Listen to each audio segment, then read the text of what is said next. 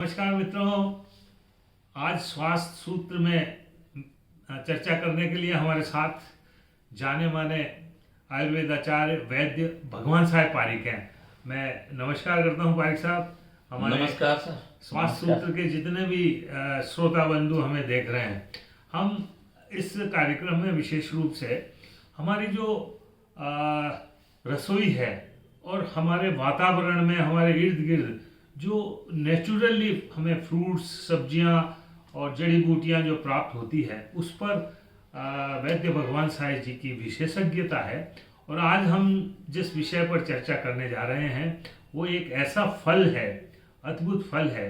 कहते हैं कि सीता के नाम पर इस फल का नाम सीताफल पड़ा था, और भगवान श्री राम ने जब 14 वर्ष वनवास में काटे, वो इसी तरह के फलों से, कंदमूल फल हुए, राम फल हुए, सीताफल हुए, इन्हीं फलों के सारे उन्होंने अपने 14 वर्ष, और किस कदर उनका व्यक्तित्व, उनकी पर्सनैलिटी, उनकी स्मार्टनेस, उनकी सुंदरता, उनका चेहरे का तेज बना रहा, तो ये इन फलों की ही करामात थी। तो वैद्य जी विशेष रूप से सीताफल, जिसे कस्टर्ड एप्पल भी कहते हैं, आपसे विशेष रूप से हम जानना चाहेंगे इसके औषधीय गुण, क्योंकि मुझे बहुत ही स्वादिष्ट लगता था फलों के अंदर। आम के बाद मैं दूसरे नंबर पर सीताफल पसंद करता जी, था। बिल्कुल सही और कह रहे हैं। सवाई माधोपुर मेरा बचपन गुजरा है। वहाँ के जंगलों में हमने नेचुरली जो डाल के पके हुए सीताफल होते थे जो खाए, तो मैं उनको वर्णन नहीं कर सकता कितना स्वादिष्ट होता है। तो सीताफल के बीज हैं, इनके छिलके हैं, और इनका जो फल तो है, मज्जा भाग है। क्या मतलब इनके औषधीय लाभ हो सकते हैं, और आप अपने आयुर्वेद की दृष्टि से कहाँ क्या महसूस करते हैं? देखो, सीताफल ऐसा फल है जो बहुतायत में जंगलों में मिल जाता है। इसके साथ साथ सीताफल का लैटिन नाम है स्कोना अन्नोना स्क्वामोसा। अन्नोना स्क्वामोसा। और सीताफल बहुतायत में स्वास्थ्य के लिए बहुत गुणकारी है। इस भरपूर ऊर्जा से ये युक्त है। विटामिन सी और B6, जिससे चर्म रोग और मानसिक रोगों पर संतुलन रहता है। इसके अलावा इसमें पौष्टिक जैसे कैल्शियम है, तो हड्डियों के लिए बहुत बढ़िया है। पाचन तंत्र के लिए सबसे अच्छा है। कफ और बलगम को निकालने वाला औषधीय गुण युक्त यह फल होता है। हमारे शरीर की प्रतिरोधक क्षमता भी हाँ, इसके अलावा इम्यूनिटी बढ़ाने में सीताफल का बहुत अच्छा योगदान है। इसलिए नियमित रूप से इसका सेवन करना चाहिए।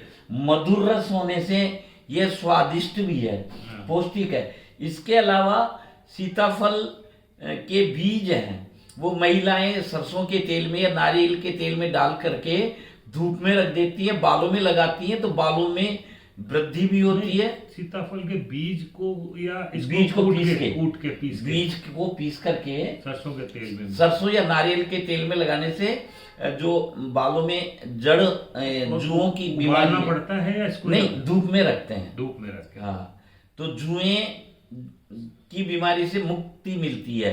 इसके अलावा सीताफल के छिलके वो हमारे पोषण में बहुत मदद करते हैं। सीताफल के छिलकों को सुखाकर पीसकर आटा बनाया जाता है, तो वह पौष्टिक आटा होता है। कहते हैं सुपर फूड हो जाता है। हाँ, सुपर फूड बन जाता है।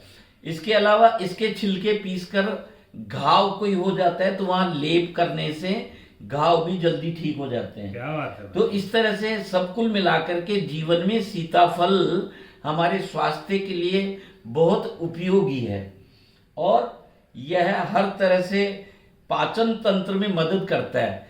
कभी हम इसका थोड़ा सा यह मीठा होने के कारण शुगर या मधुमेह के रोगियों को इसका सेवन सावधानी से करना चाहिए। आप कई दवाइयों में भी इसका प्रयोग करते हैं? आयुर्वेदिक दवाओं में वैसे डायरेक्ट सीताफल को नहीं लेते, लेकिन सीताफल का प्रयोग औषधियों के साथ जो हम इनडायरेक्टली हम लोग प्रयोग कर सकते हैं, प्रयोग करवाते भी सीताफल का प्रयोग साथ में भोजन ग्रहण करें।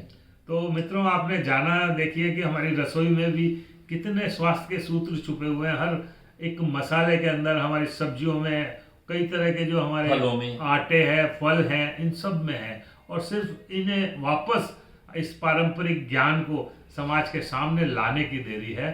और आज विशेष रूप से हमने इस सीताफल को, मेरे पिताजी बड़े मजाक में इसको जानकी फ्रूट बोला करते थे और ये कस्टर्ड एप्पल भी कहलाता है।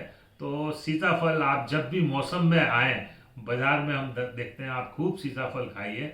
हर दृष्टि से सीताफल हमारे स्वास्थ्य का एक बहुत ही बड़ा सहायक मित्र के रूप में हम कह सकते हैं।